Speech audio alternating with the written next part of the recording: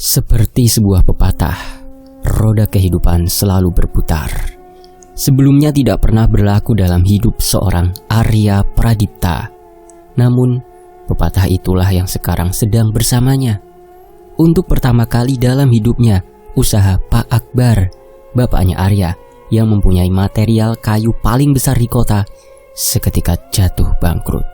Akibat terlilit sebuah hutang yang cukup besar jumlahnya pada salah satu bank, membuat Arya tidak mempunyai pilihan selain harus menumpang hidup sementara di rumah pamannya di desa Rangkaspuna. Karena rumah yang teramat besarnya itu dalam proses penyitaan. Apalagi desa itu juga dahulu tempat bapaknya Arya hidup dari kecil sampai harus keluar desa. Ketika Gina Rosmayanti, ibunya Arya, mengandung anak pertamanya, yaitu kakaknya Yuni Mayanti, di desa tersebut secara kebetulan yang menjadi kepala desanya adalah paman Arya sendiri, Pak Agung Kusuma, seorang kepala desa yang tidak pernah tergantikan selama 10 tahun terakhir ini. Arya harus berangkat ke desa Rangkaspuna bersama sebuah kabar yang bahkan baru diketahuinya, bahwa desa tujuannya itu dari dulu sampai sekarang selalu terdengar isu tempat aborsi. Alih-alih berpindah tempat tinggal karena masalah besar keluarganya, Arya harus dipaksa oleh kehidupan untuk mengetahui sisi lain. Dari istilah sebuah ritual sakral Neloni yang terjadi di desa itu, yang dilakukan oleh seorang paraji atau dukun beranak. Perlahan Arya mengetahui sisi paling rahasia di desa Rangkaspuna yang ternyata mempunyai sebuah julukan kampung jabang mayit pada zamannya.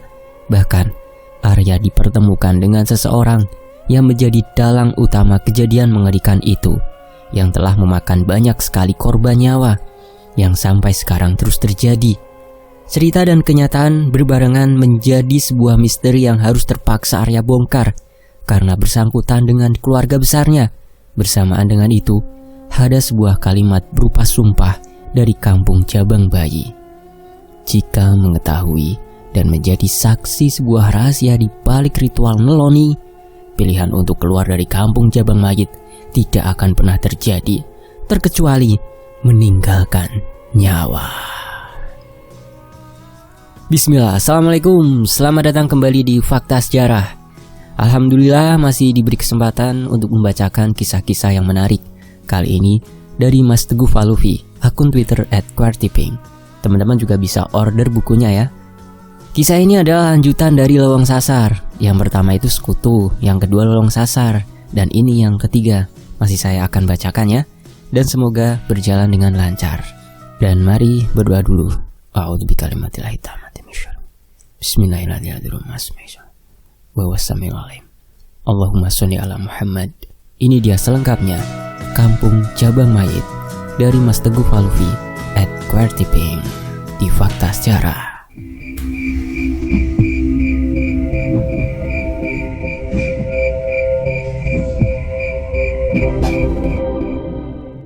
Rumah yang seharusnya menjadi tempat singgah yang paling aman dan tenang, sudah beberapa hari selalu didatangi orang-orang berdasi dengan pakaian rapi. Kemudian bapak dan ibu selalu teringat sangat kaget ketika bel rumah berbunyi. Apalagi sudah beberapa minggu satpam rumah dan pembantu dipulangkan karena sudah tidak bisa lagi dibayar gajinya. Bahkan aku sudah tidak pernah datang lagi ke tempat material kayu yang selama ini menjadi usaha satu-satunya bapak yang aku bantu sejak lulus kuliah.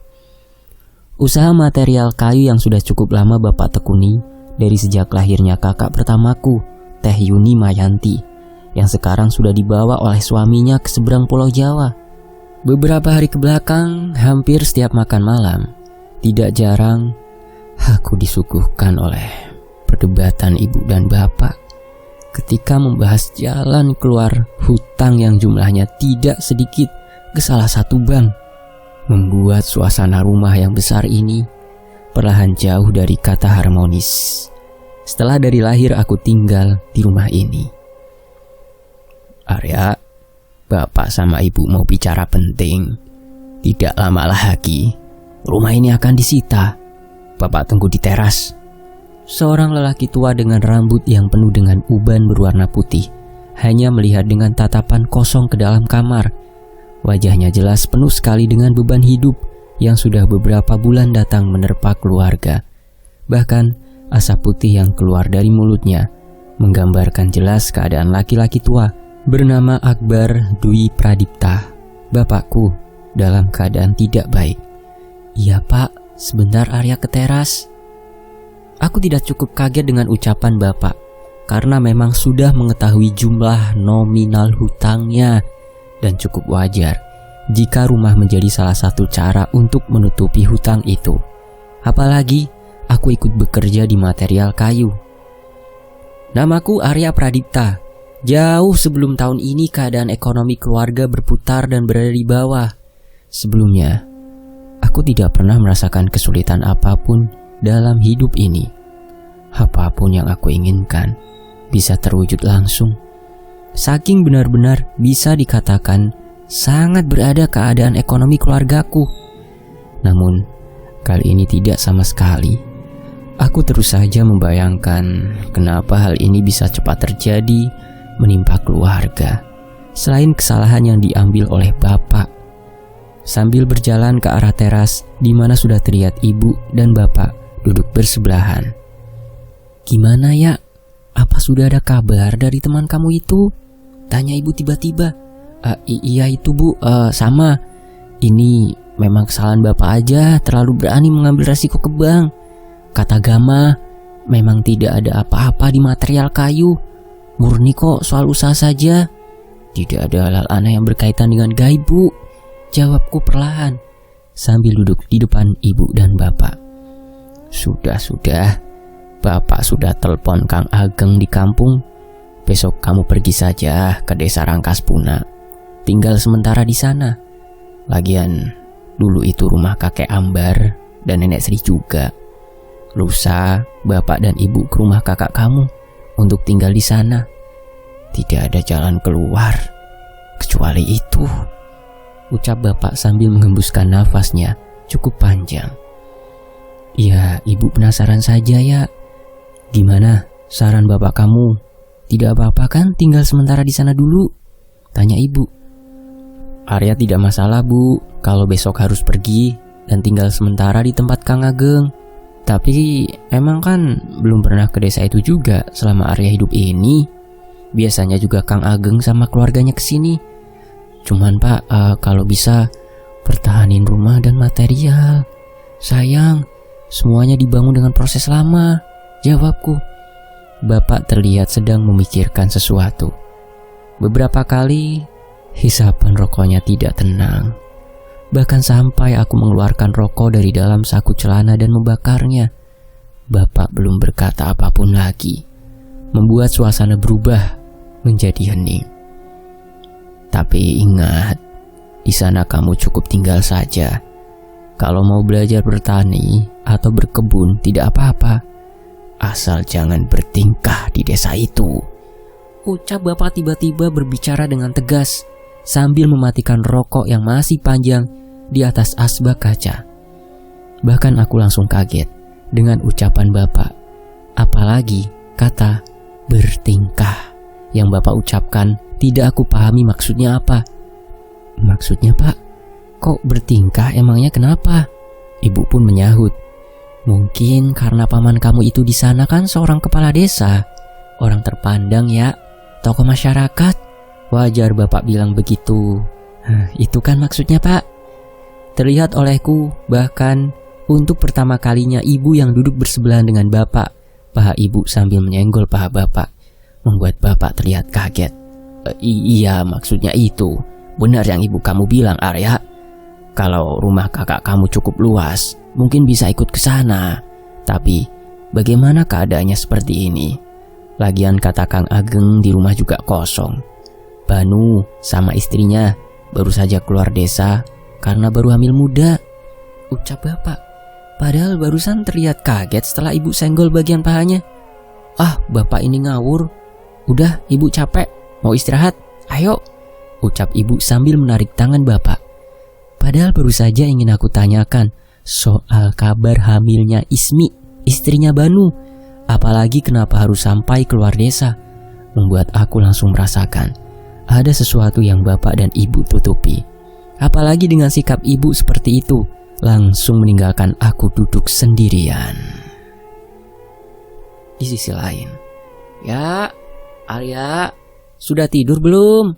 Tiba-tiba terdengar suara ibu di depan pintu kamar. "Belum, Bu, masuk saja, tidak Arya kunci," jawabku sambil terus mengeluarkan beberapa kaos dan celana yang akan aku masukkan ke dalam tas carrier yang berukuran cukup besar. "Awas, ada yang ketinggalan ya. Tidak apa-apa kan sementara di rumah Kang Ageng dulu. Semoga keadaan cepat membaik. Besok jam 7 pagi sudah harus ada di terminal ke kota di mana desa Kang Ageng. Kata bapak hanya ada 1 bus pemberangkatan di kota ini, jadi jangan sampai telat," ucap ibu sambil duduk di atas kasur. "Berapa jam dari kota ini, Bu?" 14 jam ke arah timur ya. Nanti sampai jam 9 atau 10 malam. 2 jam selanjutnya sampai ke desanya. Nanti dijemput Basir, sopirnya Kang Ageng." Sambil terus memasukkan satu persatu barang dibantu oleh ibu. Aku melihat wajah ibu tidak seperti biasanya. Bahkan tidak ada lagi perkataan yang keluar dari mulutnya. Beberapa kali aku melihat malah tatapannya kosong ke arah foto keluarga yang menempel di dinding dekat meja kerjaku, seperti sedang memikirkan sesuatu hal dalam isi kepalanya. Selesai juga, Bu, ucapku tiba-tiba berusaha mencairkan suasana setelah memasukkan laptop ke dalam tas carrier. Iya, maaf ya, malam melamun ibu ini," jawab ibu. Aku menunggu ibu mengatakan atau memberi penjelasan soal sikapnya yang sedari tadi di teras sudah berubah aneh. Apalagi setelah bapak bilang soal keluarnya saudaraku, Banu, dari desa karena Ismi, istrinya, sedang hamil. "Sudahlah, semoga tidak terjadi," ucap ibu pelan sekali, kemudian berdiri. Namun aku mendengar jelas ucapan ibu. "Maksudnya, Bu?" tanyaku. Ibu langsung menundukkan kepala dan langsung mencium keningku. Bahkan tidak aku sadari, kedua matanya ibu sudah meneteskan air yang perlahan melewati pipinya. "Baik-baik ya nanti di sana," ucap ibu perlahan, kemudian berjalan keluar dari kamarku. Raut wajahnya masih aku lihat jelas, penuh kecemasan ketika menutup pintu kamarku secara perlahan. Aku hanya bisa terdiam sambil menanyakan pada diriku sendiri akan tingkah laku ibu yang berubah drastis. Apa karena desa Rangkas Puna, tempatnya Kang Ageng? Segera aku mencari keberadaan handphone, mencari kontak Gama. "Besok aku pergi ke desa Rangkas Puna, Gam. Tinggal sementara di sana, di rumah paman dari bapak. Jam 7 pagi keberangkatan busnya. Bisa kan sebelum kamu ke sekolah, temui aku dulu. Penting, Gam." Segera aku kirim pesan kepada Gama. Walaupun aku yakin tidak akan langsung dibalas oleh Gama, apalagi sudah larut malam. Barulah aku merasakan kesedihan untuk pertama kalinya di usiaku yang menginjak 27 tahun. Harus meninggalkan rumah dengan segala kenangannya. Setelah lampu kamar aku matikan, pandanganku ke atap kamar berubah menjadi gelap. Semua bayangan kenangan di rumah berganti seketika dengan keanehan di hari akhir berada di rumah ini. Tiba-tiba handphone layar kembali menyala, pertanda ada pesan masuk. Tidak mungkin Gama. Sambil mengambil handphone di sebelah kasur. "Arya, serius desa itu?" "Oke, siap." Aku tanya kakek Dudui terlebih dahulu untuk memastikannya. "Besok aku temui kamu di terminal sebelum jam 7. Pesan dari Gama aku baca perlahan. Bukannya membuat aku tenang, malah sebaliknya. Apalagi aku sangat percaya dengan ucapan Gama. Setelah banyak hal akhir-akhir ini, aku ketahui seperti apa Gama orangnya. Nafasku tiba-tiba berubah menjadi tidak tenang. Apalagi pikiranku tidak tahu kenapa malah tertuju pada Banu dan Ismi, istrinya yang sedang hamil, malah keluar meninggalkan desa. Di sisi lain, segera aku kirim pesan pada kontak Gama untuk memberikan kabar. "Gam, aku sudah mau berangkat ke terminal. Apa tidak terlalu pagi, Arya? Ucap ibu tiba-tiba sambil duduk di sebelahku. Tidak apa-apa, Bu. Nanti Arya naik angkutan umum ke terminal, jawabku. Apalagi jam besar dan mewah yang terbuat dari kayu jati, jarum pendeknya sudah berada di angka 5. Terlihat bapak baru keluar dari kamarnya, berjalan perlahan ke arahku sambil menganggukkan kepalanya.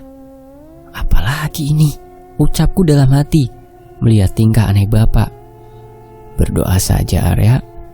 Keadaannya semoga cepat membaik. Nanti bapak yang jemput ke rumah Kang Ageng ya, ucap bapak sambil memberikan secari kertas berisi alamat rumah Kang Ageng, juga lengkap dengan nama terminal bus tujuanku. Pak, bentak ibu tiba-tiba, membuat aku langsung kaget dengan bentakan ibu sambil menerima kertas yang bapak berikan. Bapak hanya menepuk pundakku, kemudian berbalik badan begitu saja, melangkah ke arah meja makan.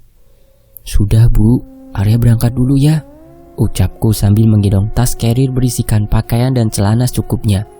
Juga tidak lupa laptop satu-satunya barang berharga yang aku bawa dari rumah. Ibu hanya mengangguk saja sambil mengantarkan aku berjalan ke depan rumah. Untuk pertama kalinya, aku keluar rumah tanpa mobil dan motor mewah yang sebelumnya aku miliki. Hati-hati, Arya. Maafkan barusan sikap ibu ya. Awalnya ingin aku tanyakan kenapa tiba-tiba membentak bapak. Namun sejak keanehan dari kemarin malam pada sikap ibu, aku urungkan. Apalagi yang aku tunggu sekarang pertemuan dengan Gama. Baru aku sadari, ibu mengelap matanya berkali-kali hanya karena tidak ingin terlihat olehku menangis. Padahal aku melihat jelas, membuatku semakin berat meninggalkan ibu dan rumah. Dengan segala yang terjadi dan perasaan cemas saat ini, tidak beralasan sama sekali. Bersama angin pagi yang perlahan menerpa badanku dengan segala rasa dinginnya, aku sedang berjalan di bawah awan yang akan segera berganti dari gelap menjadi terang. Dengan segala kenyataan hidup yang sedang aku lalui, sebuah kehidupan yang sebelumnya tak pernah terbayangkan akan menjadi seperti ini. Sekedar tempat tinggal saja harus sampai menumpang di rumah paman. Keadaan yang tidak bisa ditolak, kecuali menerimanya dengan lapang dada. Beberapa warga yang berpapasan denganku jelas langsung melihat ke arahku dengan tatapan heran. Apalagi seorang anak laki-laki dari Akbar Pradipta, pemilik material kayu kondang paling besar di kota ini, harus berjalan kaki melewati beberapa rumah warga dan sekarang sedang berdiri di pinggir jalan untuk menunggu angkutan kota yang melintas. Beberapa kali aku melihat handphone.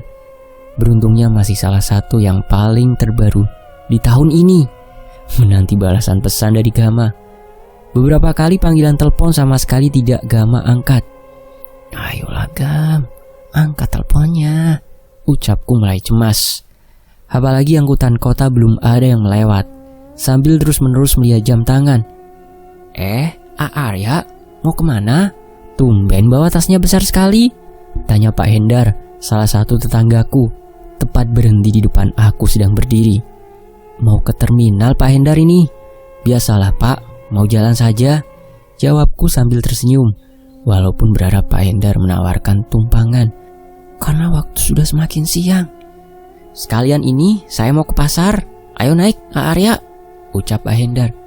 Tidak apa-apa nih Pak, tanyaku. Saya aja kalau belanja ke material suka dikasih diskon. Tidak apa-apa, ayo. Takut keburu mepet waktunya. Dari kejauhan saya melihat Arya, dia jam tangan terus, jawab Pak Hendar. Tanpa berlama-lama, aku segera menaiki motor Pak Hendar. Apalagi pagi sudah benar-benar akan segera tiba.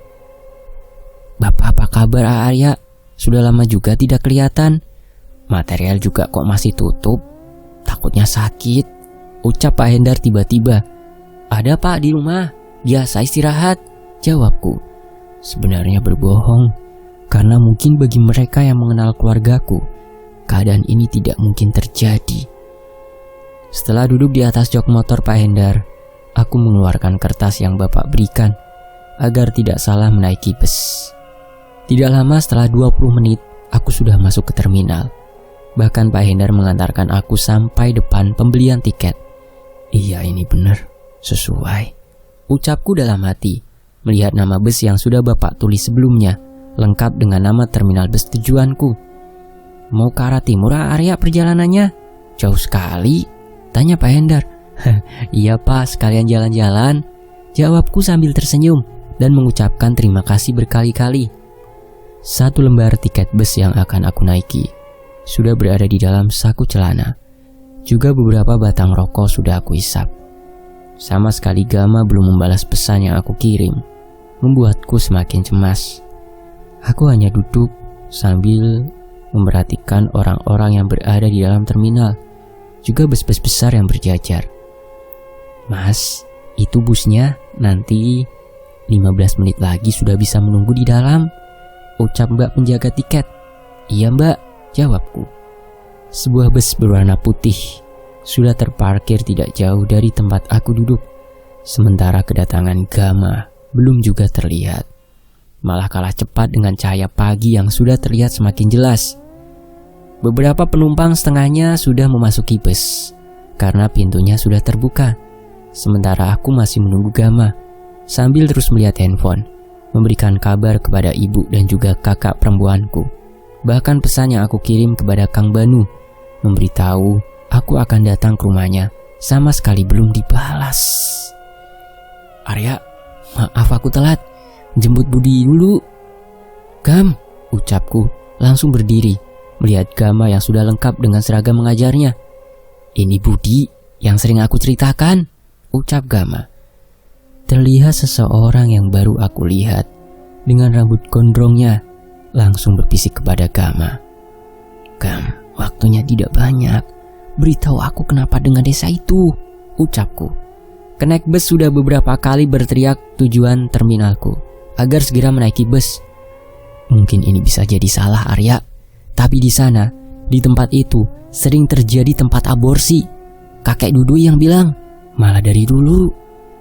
Belum pasti kenapa tempat itu, tapi yang paling penting, jangan mengganggu saja. Sudah cukup kamu tinggal di sana saja, ucap Gama dengan terburu-buru.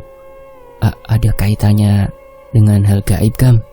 Tanyaku yang sebenarnya sangat kaget dengan informasi yang Gama berikan pagi ini, apalagi dalam keadaan terburu-buru seperti ini.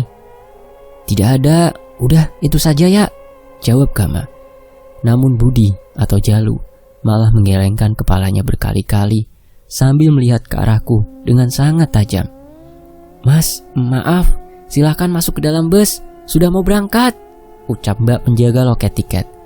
Sudah Arya, ingat saja sama tujuan kamu datang ke sana, sahut Gama sambil menepuk pundakku. Ayo, berangkat, teriak kenaik bus sambil melambaikan tangannya ke arahku. Segera aku bersalaman dengan Gama. Anehnya, Budi menolak salamku. Tiba-tiba memeluk pundakku, walaupun hanya bagian atasnya saja, karena terhalang tas carrier yang besar. Gama dan Budi masih saja berdiam di tempat sebelumnya berbicara denganku. Aku duduk di baris ketiga sebelah kanan bus, dan masih terlihat wajah Gama dan Budi olehku melalui jendela bus. Setelah meletakkan tas carrier di bawah terjepit kedua pahaku, anehnya aku merasakan pelukan dan tatapan Budi padaku. Entah kenapa seperti memberikan kecemasan yang sama seperti ibu. Perlahan, mobil bus yang aku tumpangi keluar dari terminal pagi ini. Begitu juga Gama dan Budi sudah tidak aku lihat lagi.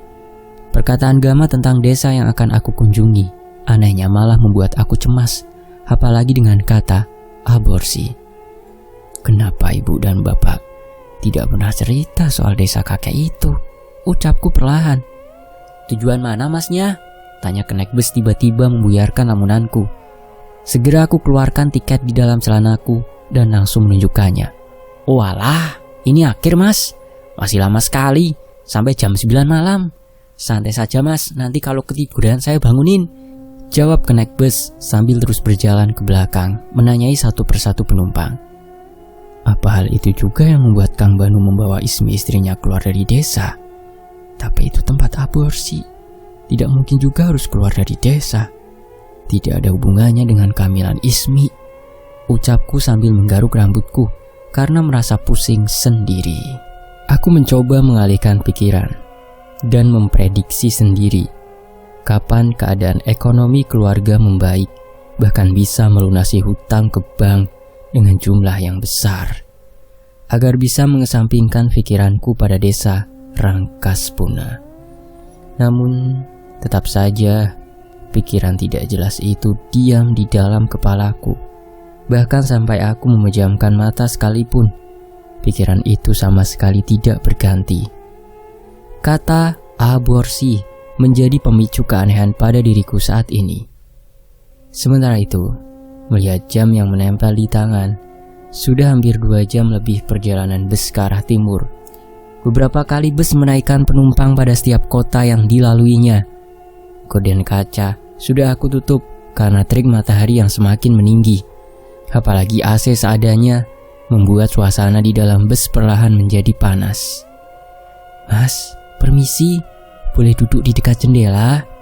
Tiba-tiba ucap seorang perempuan.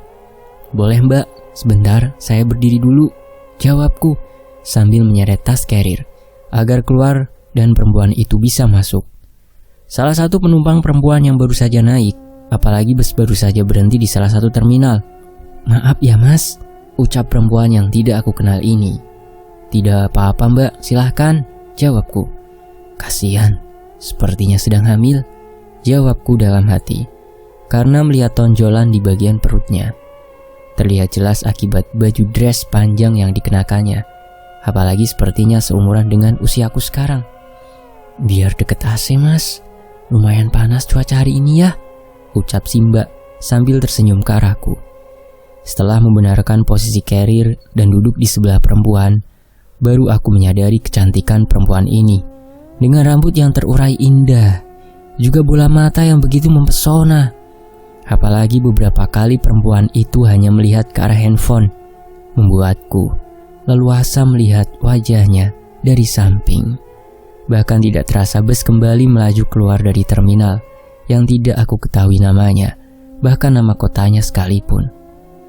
"Cantik, sama seperti Nida, mantanku," ucapku dalam hati sambil tersenyum mengingat Nida. "Kenapa mas? Kok senyum-senyum sendiri?" ucap si mbak sambil tersenyum, membenarkan posisi bajunya, sehingga tonjolan perutnya yang sedang hamil semakin jelas. Enggak mbak, maaf, tidak maksud apa-apa," jawabku sampai panik. "Tenang aja mas, tidak apa-apa. Kirain ada yang salah aja dengan penampilanku mas," jawab si mbak sambil tersenyum. Mbak, tujuannya mana?" ucap kenek tiba-tiba. "Ini mas," jawab si mbak sambil mengeluarkan tiket di dalam tas kecilnya. "Walah, sama nih kayak masnya. Tujuan akhir ini mbak. Nanti kalau ketiduran saya bangunin sekalian ya," jawab kondektur kembali memberikan kembali tiketnya pada si mbak. Si mbak anehnya langsung melihat ke arahku seperti kaget ketika kondektur kembali berjalan ke depan. "Oh, masnya juga ke kota itu juga," ucap si mbak. Langsung melihat handphone, mengetik dengan cepat di handphonenya, sesekali melihat ke arahku. "Iya mbak, kebetulan bisa sama ya."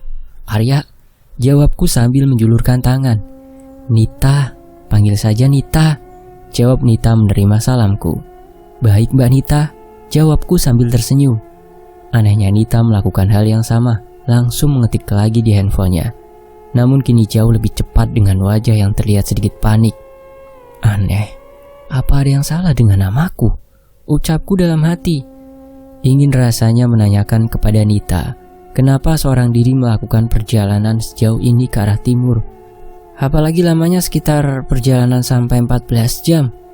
Namun karena tidak ada lagi obrolan, aku urungkan kembali, apalagi baru mengenalnya beberapa menit yang lalu.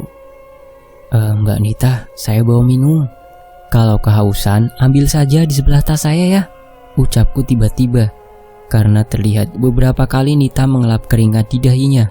Apalagi aku yakin sekali Nita sedang hamil, mungkin 2 atau 3 bulan. "Baik Mas Arya, terima kasih banyak," jawab Nita. Harusnya aku bisa memikirkan mantanku Nida yang hampir mirip dengan perempuan cantik di sebelahku saat ini. Namun anehnya, setelah beberapa jam bus terus melaju, tetap saja tentang desa Rangkaspuna kembali hadir dalam pikiranku. Sementara itu, Mas, bangun, tolong Nita. Mas Arya, tolong. Mulai terdengar teriakan suara yang baru saja aku kenal masuk ke dalam telingaku. Terasa juga olehku satu kali pukulan keras ke bagian bahu. Nit, kenapa? Terlihat wajahnya Nita sudah sangat pucat. Tangannya terus saja memegangi perutnya. Sakit Arya, tolong, ucap Nita melihat ke arahku, terus menekan-nekan bagian perutnya. Tenang Nit, sakit perutnya, jawabku mulai panik. Karena melihat di antara kedua pahanya Nita mulai mengeluarkan darah. Apalagi bus semakin melaju semakin kencang. Ya Arya, sakit, teriak Nita sangat kencang. Wajahnya semakin pucat. Urat-urat di leher dan di kepalanya sampai terlihat. Diikuti dengan dua bola matanya berputar. Darah yang keluar di antara pahanya semakin banyak. Sambil terus tangan Nita menekan perutnya yang sedang hamil itu. Anehnya, orang-orang yang berada di dalam bus sama sekali tidak mendengar suara teriakan Nita yang begitu kencang. Begitu juga ketika aku meminta tolong orang di sebelahku. Orang itu sama sekali tidak menengok. Ketika aku perhatikan, wajahnya sudah pucat, sama seperti Nita. Nit, ucapku kaget. Tangan Nita sudah memegang tanganku, diarahkan ke bagian perutnya, dengan darah yang semakin banyak di pahanya. Bahkan darah itu terkena baju yang dikenakan Nita juga. Pegang, ucap Nita perlahan. Anehnya, perut Nita yang awalnya menonjol, kini sudah terasa datar. Bahkan aku melihatnya sangat dekat. Kepalaku dengan Nita juga sudah berdekatan. Itu di bawah jabang bayinya, bisik Nita dekat telingaku, membuat bulu pundakku berdiri. Apalagi baru pertama kali aku melihatnya. Nita melepaskan tanganku, menundukkan kepalanya, mengambil jabang bayi penuh dengan darah di lantai bus dengan biasa saja, seperti sudah biasa dilakukannya. Ini, lihat, ucap Nita perlahan sambil membuka mulutnya sangat lebar. Nit, jangan Nita, jangan, teriakku sangat kencang. Jabang bayi dengan darah merahnya sedang Nita cilati perlahan. Mas baik-baik saja kan? Nafasku masih belum bisa tenang. Apalagi tangan Nita masih memegang bagian pundakku. Aku melihat tangannya tidak ada bekas darah sama sekali. Melihat perlahan ke bagian wajahnya pun sama tanpa darah. Padahal aku melihatnya jelas. Lidahnya menjilati jabang bayi Nita sendiri. Mas Arya kayaknya mimpi buruk. Lihat saja sampai keringatnya banyak nih, ucap Nita sambil memberikan tisu. Makasih Nit, jawabku. Nita langsung menyandarkan posisi duduknya. Aku melihat tonjolan di bagian perutnya masih sama, tidak seperti di dalam mimpiku barusan. Lama juga aku ketiduran, ucapku sambil melihat jam. Gama. Seketika aku teringat Gama dan langsung mengirimkan pesan, menceritakan apa yang sudah aku alami tentang mimpi dengan perempuan yang sedang berada tepat di sampingku. Bahkan pesan yang aku kirim cukup banyak kepada Gama. Setengahnya lagi, lamanya perjalanan, ucapku berusaha lebih tenang. Tiba-tiba handphone yang berada di dalam saku celanaku terasa bergetar. Itu kecemasan kamu saja Arya, sudah tenang saja. Wajar, kamu sedang banyak masalah juga. Aku minta maaf kalau informasi tadi pagi di terminal membuat kamu jadi seperti ini. Yang penting sudah jangan ikut campur yang bukan menjadi urusan kamu ya. Aku membaca pesan balasan dari Gama secara perlahan. Apalagi yang Gama katakan, ada benarnya juga. Aku pun berucap dalam hati, harusnya Kang Ageng bisa aku tanya soal desa Rangkas Puna. Secara Kang Ageng kepala desa bahkan sudah lama, harusnya tahu betul, ucapku sambil mencari solusi untuk membuat aku lebih tenang, untuk memuaskan rasa penasaranku saat ini. Setelah bus berhenti untuk makan sore, malah aku pergunakan waktunya untuk menikmati kopi hitam panas dan beberapa batang rokok saja, sambil mengatakan kecemasan pada Gama melalui pesan. Namun seperti biasanya, Gama bukanlah orang yang selalu membalas pesan dengan cepat. Untungnya aku cukup kenal dengan Gama, dan bukan hal yang aneh juga. Aku sudah kembali duduk di sebelah Nita lagi, untuk melanjutkan perjalanan yang tinggal tersisa beberapa jam lagi. Apalagi ibu dan bapak sudah telepon agar segera mengabari Kang Basir ketika waktu ibadah maghrib.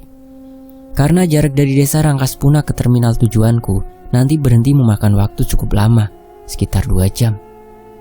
Sampai terminal jam 9. Paling sampai rumah Kang Ageng jam 11 malam. Masih lama juga. Pantas bapak memilih keluar dari tempat kelahirannya itu. Di pelosok banget. Cukup masuk akal ternyata, ucapku dalam hati. Dari pemberhentian di tempat makan sampai beberapa jam perjalanan, Nita tidak lagi berbicara denganku. Apalagi sekarang aku sedang melihat Nita tertidur lelap. Aneh, kenapa aku harus melihat perutnya Nita terus? Ucapku perlahan, sangat kesal dengan tingkah aneh diriku sendiri. Beberapa penumpang silih berganti turun ketika sampai di tujuan. Apalagi cahaya kuning yang membentur kaca bus menjadi pertanda malam tidak lama lagi akan tiba. Membuat penaik bus berkali-kali menyebutkan nama kota tujuan penumpang untuk mengingatkan agar tidak terlewat ketika turun. Aku mencoba untuk kembali mengambil posisi bersandar sambil terus mempertanyakan hal-hal aneh yang terjadi sejak malam setelah bapak menyuruhku pergi ke rumah Kang Ageng. Perlahan, lipatan lengan sebelah kiri aku gunakan untuk menutupi mataku. Apalagi laju bus sudah kembali kencang. Namun dalam terpejamnya mataku, masih sesekali melihat jelas ke bagian kursi depan, juga ke bagian samping melihat Nita. Beberapa kali aku terpejam begitu saja dengan posisi tangan yang sama. Namun untuk sekian kalinya lagi, aku membuka mata. Anehnya Nita sedang memperhatikanku, lalu mengetik kembali pesan di handphone dengan sangat cepat. Bahkan untuk yang terakhir, Nita sampai melihat dari ujung kepalaku sampai ke ujung kaki yang sedang menjepit tas carrier. Harusnya Nita bukan sedang menuliskan ciri-ciriku. Kalau ia dikirim kepada siapa ketikan pesan itu? Ucapku dalam hati, terus melihat sikap Nita yang berubah drastis sejak bus berhenti di tempat makan barusan. Padahal nyatanya Nita baru aku kenal, belum 1 hari lamanya. Namun sudah memberikan pertanda yang sebenarnya membuat aku curiga pada perempuan cantik yang sedang duduk di sebelahku ini. Aku penasaran dengan Nita. Segera aku mendehem pelan. Benar saja Nita langsung memasukkan handphonenya ke dalam tas, menyandarkan kembali posisi duduknya sambil memegang perutnya yang sedang hamil itu. Benar, ada yang tidak beres, ucapku dalam hati. Namun beberapa menit aku memikirkan tingkah Nita sama sekali tidak mendapatkan jawaban. Ke arah mana sesuatu yang tidak beres yang ada dalam pikiranku saat ini? Membuatku semakin kebingungan. Yang aku ingat hanya satu kota tujuan saja dengan Nita. Sementara itu, aku baru saja kembali terbangun. Apalagi tanpa aku sadari, gorden kaca bus sudah Nita buka. Cahaya gelapnya awan sudah aku lihat, dengan dibarengi cahaya kuning dari kendaraan lain yang menyalip laju bus yang sedang aku tumpangi saat ini. Bahkan, laju bus ternyata jauh lebih cepat ketika malam hari. Karena terasa pegal di seluruh bagian badanku, aku berdiri dan memperhatikan ke barisan belakang. Sudah pada turun, ucapku. Hanya tinggal tersisa beberapa penumpang saja. Setelah kembali duduk, aku hanya melihat Nita sedang melihat ke arah jendela. Namun aku biarkan, sudah tidak berani lagi menyapa duluan. Aku mengambil air minum di sebelah kiri tas carrier, yang sangat dekat dengan kaki Nita. Otomatis akan menyentuhnya.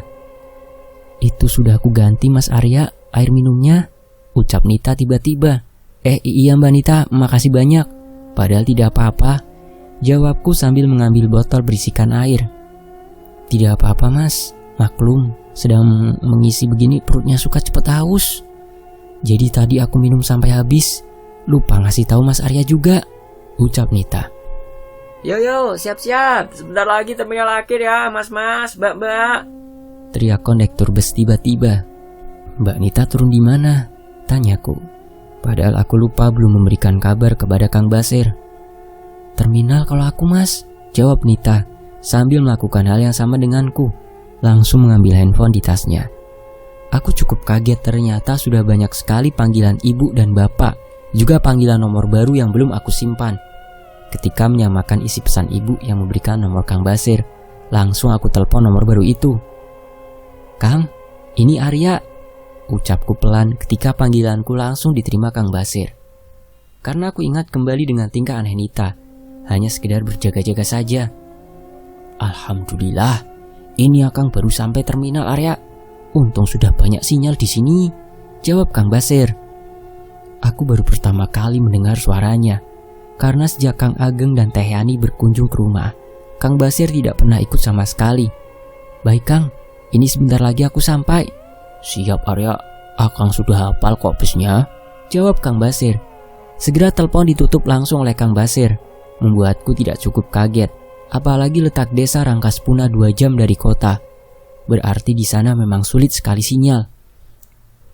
Setelah beberapa kali bus berhenti ketika ada penumpang yang turun, tinggal hanya tersisa aku dan Nita saja di dalam bus dengan kenek dan sopir. Aduh, pegel juga 14 jam perjalanan, ucap Nita sambil berdiri. Segera aku berdiri dan menggeserkan tas carrier karena bangku sebelah sudah kosong. Iya Mbak Nita, perjalanan pertama ya? Tanyaku, karena melihat Nita sedang melihat kertas. Iya mas, mas juga tah? Mau liburan kemana emangnya mas? Tanya Nita. Enggak liburan mbak, ke rumah saudara saja, jawabku perlahan. Berbarengan dengan bus sudah berbelok masuk ke terminal. Yuk mas, mbak, sampai nih. Awas, barang-barangnya ketinggalan, ucap kenek bus. Mbak, saya duluan ya, terima kasih, jawabku. Mas Arya, harusnya saya yang berterima kasih, sudah ada orang baik nemenin, jawab Nita sambil tersenyum sangat manis sekali. Segera aku membawa tas carrier. Perlahan menuruni bus setelah mengucapkan terima kasih ke kenek bus dan pak sopir. Akhirnya, ucapku dengan lega, sampai di terminal tujuan, walaupun belum mengetahui di mana Kang Basir menunggu aku. Sementara itu, gemerlap lampu-lampu terminal menjadi pemandangan pertama yang menyambutku dengan bus-bus yang berjajar rapi sekali. Apalagi awan gelap malam ini, terdapat cahaya bulan yang begitu indah. Sementara Nita masih terlihat olehku berjalan ke depan terminal, dengan langkah kakinya yang terlihat terburu-buru sekali.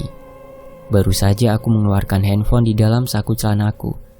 Dari kejauhan, cahaya kuning dari sebuah motor menyorot dan melaju ke arahku. Sebuah motor trail rakitan, lengkap dengan 2 ban tahunya itu semakin mendekat.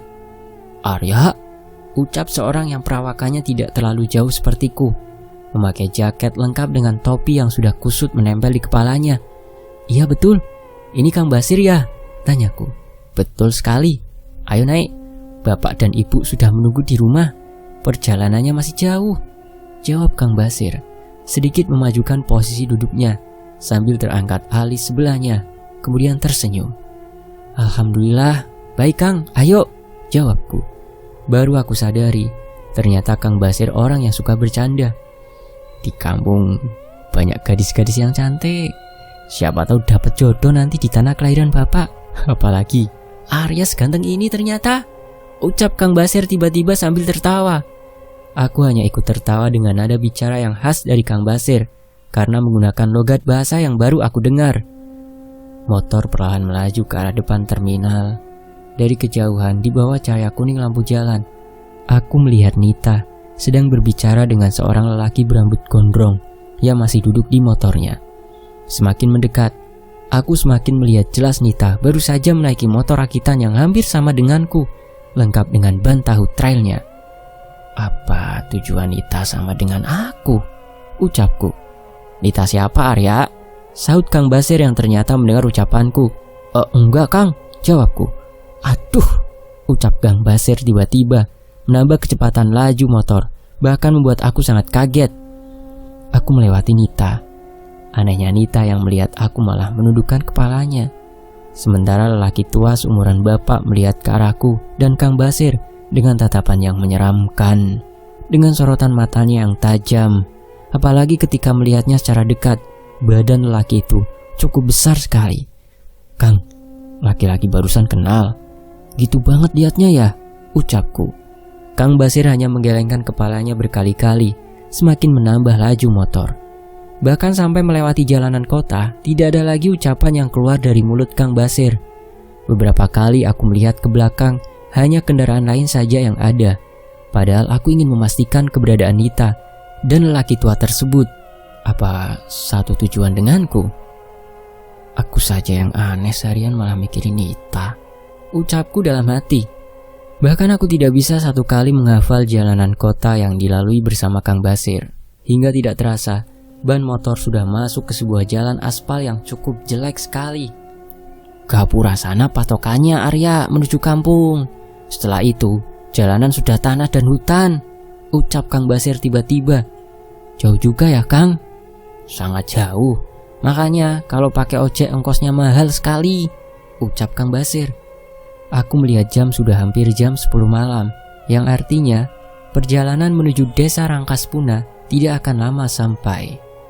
Arya, ucap Kang Basir, cukup terdengar jelas sekali. Apalagi ban motor sudah menginjak satu-satunya jalanan tanah. Iya Kang, kenapa? Laki-laki tadi mungkin suka sama Arya. Arya ganteng sih, ucap Kang Basir sambil tertawa cukup keras. Ye, kirain kenapa Kang? Bisa aja nih Kang Basir. Sudah lupakan saja ya. Biasa orang-orang begitu. Apalagi kan Arya juga bawaannya banyak tuh. Tas besar juga. Aneh kali lihat Arya, jawab Kang Basir. Tapi Kang, dia ngebonceng wanita yang aku kenal Kang. Lagi hamil juga. Itu perempuan di belakangnya duduk bersebelahan denganku di bus loh Kang. Kang Basir tidak menjawab, hanya melihat ke belakang. Bahkan wajahnya terlihat cukup kaget dan heran. Oh, pantesan. Itu ojek ya, jawab Kang Basir sambil menganggukkan kepalanya. Namun malah merasakan ada sesuatu hal yang Kang Basir sembunyikan dariku. Apalagi setelah mendengar pengakuanku satu bus dengan Nita. Sementara itu, hamparan hutan dengan penuh pohon-pohon yang sama sekali tidak aku ketahui jenisnya menyambut kedatanganku malam ini. Sebuah jalan hutan yang biasanya aku ketahui dan hanya melihatnya di film, kini aku sedang berada di dalamnya. Bahkan cahaya bulan tidak masuk karena pohon-pohon yang rindang dan tinggi.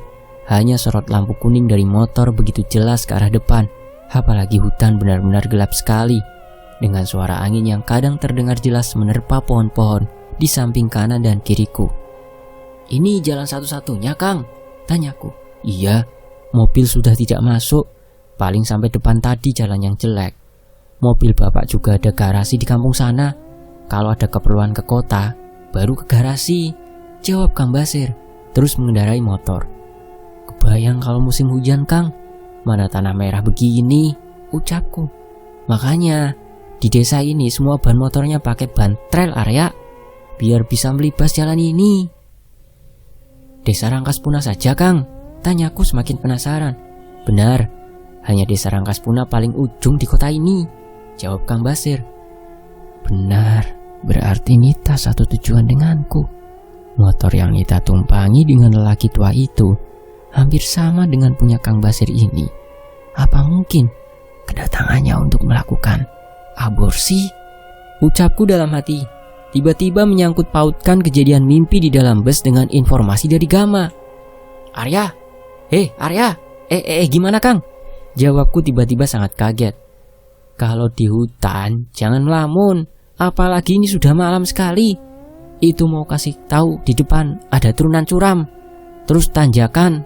Kalau ndak kuat motornya, Arya turun yo. Kemudian jalan dulu sebentar ya, ucap Kang Basir. Tidak lama, benar saja, sebuah jalanan turunan curam aku lihat. Begitu juga dengan tanjakan di depannya. Kayak ada suara motor lain Kang, ucapku. Mendengar begitu jelas suara motor lain, apalagi hutan benar-benar sangat sunyi sekali. Paling warga lain juga Arya, pegangan ya, jawab Kang Basir. Perlahan motor melibas jalanan turunan. Apalagi Kang Basir sudah cukup ahli melewati jalanan tanah seperti ini. Setelah turunan curam, barulah tanjakan yang dilibasnya dengan perlahan. Ayo kuat, ucap Kang Basir. Aku terus saja berpegangan erat sambil berharap cemas, karena ini pengalaman pertamaku. Semakin dekat suara motornya, ucapku dalam hati mendengar suara motor lainnya. Alhamdulillah, tidak perlu turun Arya. Motor lain, iya benar, masih ucapku dalam hati sambil melihat ke belakang. Terlihat sebuah motor dengan cahaya kuningnya sedang menuruni turunan tajam curam yang barusan aku lalui dengan Kang Basir. Dari kejauhan, aku melihat sosok lelaki berbadan besar dan seorang perempuan sangat jelas. Nita, ucapku dalam hati. Sangat yakin bahwa itu adalah Nita yang sama tujuannya ke desa Rangkaspuna. Apalagi lelaki berbadan besar itu bisa aku pastikan lelaki yang sama ketika aku melihatnya di terminal. Motor kembali melaju cukup kencang. Apalagi sepertinya Kang Basir mengetahui ada motor lain di belakang. Tidak lama aku melihat dua jalan yang dipisahkan satu pohon yang sangat besar. "Ini lurus apa belok, Kang?" tanyaku penasaran. "Lurus, kesana tidak ada jalan, buntu. Bisa sih, paling ke ujung kampung, tapi nanti muter." Padahal aku melihat jelas ada jalan yang tanahnya terlihat biasa dilewati oleh motor. Karena penasaran, aku kembali melihat kembali ke belakang. Seorang nenek-nenek mengenakan pakaian berwarna hijau sedang berdiri di bawah pohon dengan membawa senter kuning yang menyala. Anehnya, di balik pohon besar itu, aku melihat jelas seperti kaki hitam yang berbulu lebat sekali. Bahkan kaki yang besar itu hampir sama ukurannya dengan pohon besar. "Kang!" teriakku kaget. Kenapa? Sebentar lagi ini sampai."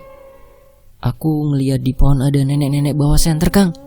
Tapi di belakangnya ada kaki besar banyak sekali bulunya.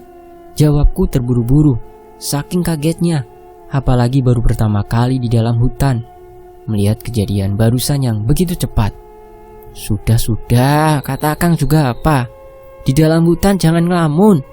Pohon tadi tidak pernah ada apa-apa kok. Akang puluhan tahun lewat sana terus, aman-aman saja. Jawab Kang Basir dengan sangat tenang.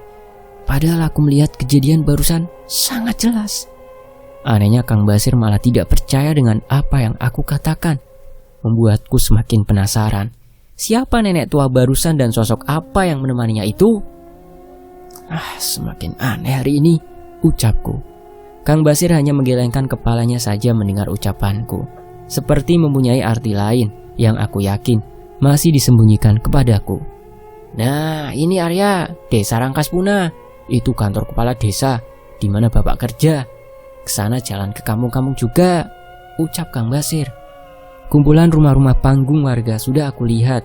Bahkan beberapa rumah terdapat obor yang mengeluarkan api, menjadi pencahayaan di depan rumah, berjajar rapi. Sesuatu hal yang baru pertama kali aku lihat. "Rumah Kak Ageng sebelah mana, Kang?" tanyaku. "Kesana lagi, Arya," jawab Kang Basir sambil terus mengendarai motor. Jalan buntu dan pohon tadi di hutan, berarti ujungnya di sana.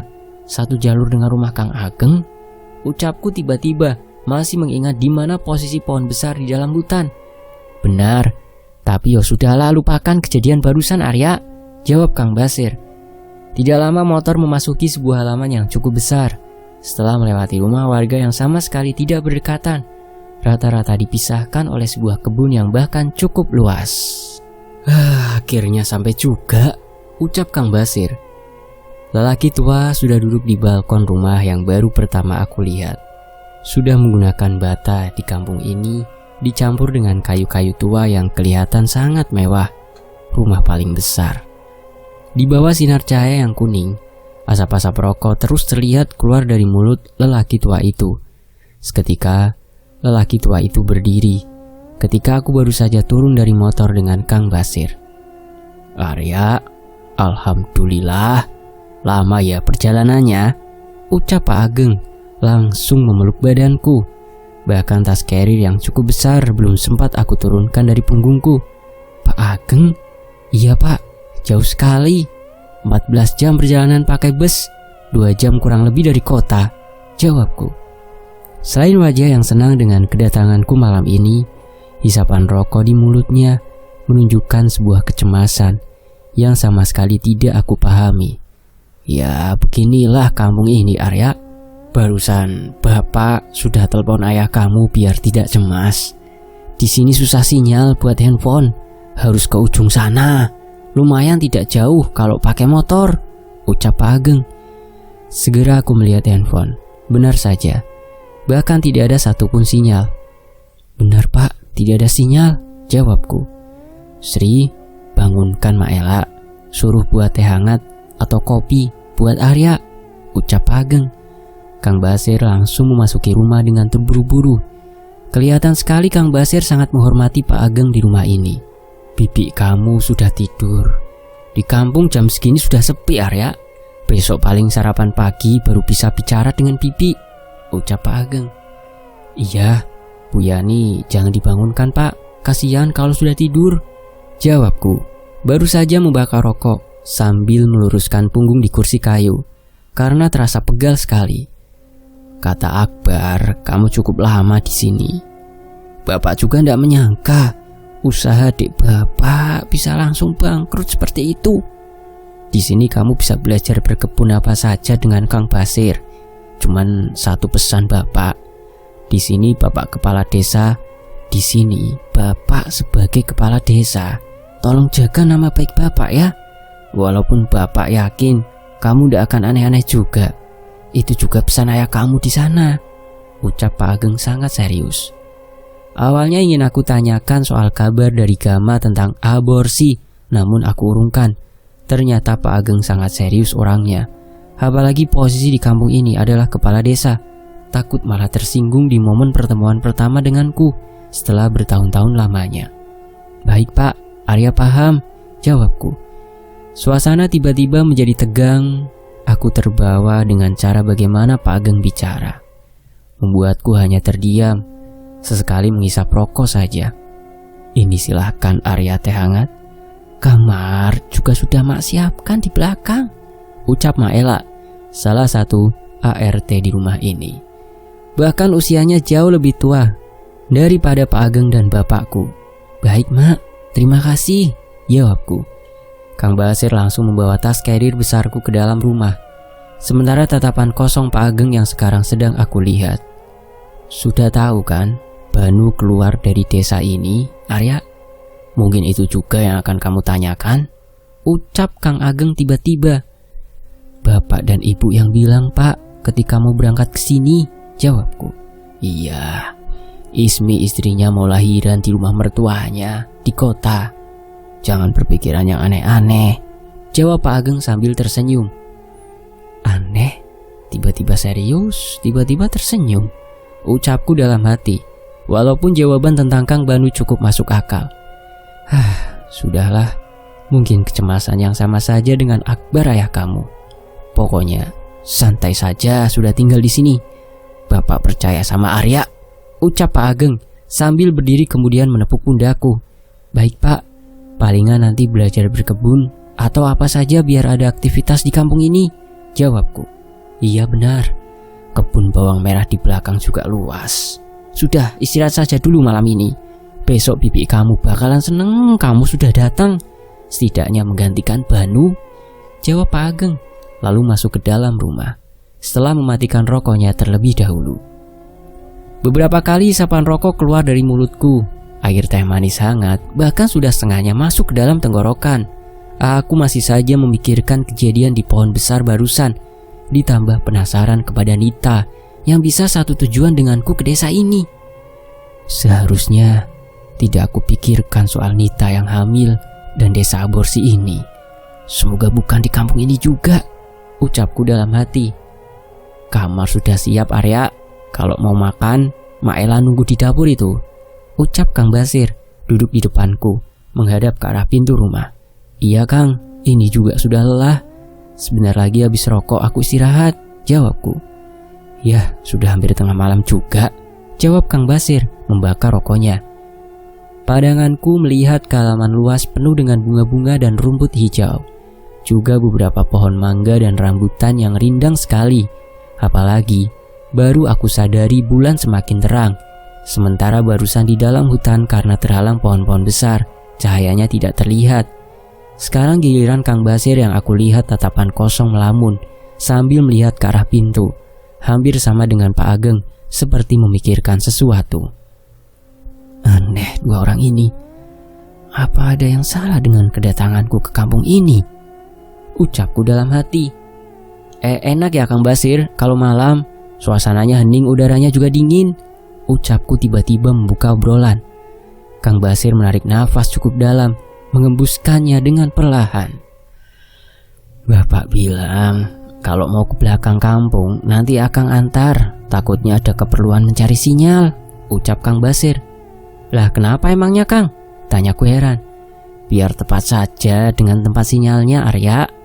Anehnya tiba-tiba Kang Basir sangat serius sekali. Baik Kang, jawabku sambil mematikan rokok. Padahal yang aku tahu dan pahami untuk urusan sinyal tidak perlu juga tempat yang tepat. Asal berada di daerahnya jaringan akan ada begitu saja. Membuatku perlahan menjadi ada kecurigaan pada ujung kampung ini. Apa ada hubungannya dengan jalan barusan di hutan? Nenek tua juga? Bersambung. Nantikan kelanjutannya Kampung Jabang Mayit hanya di Fakta Sejarah. Terima kasih saudaraku yang sudah menyimak kisah ini sampai sejauh ini. Hampir 1 jam ini durasinya. Terima kasih juga untuk penulisnya, Mas Teguh Falufi, akun Twitter @quartziping. Fakta Sejarah pamit, sampai jumpa di bagian berikutnya. Wassalamualaikum warahmatullahi wabarakatuh. Alhamdulillahirrabbilalamin. Tetap di Fakta Sejarah.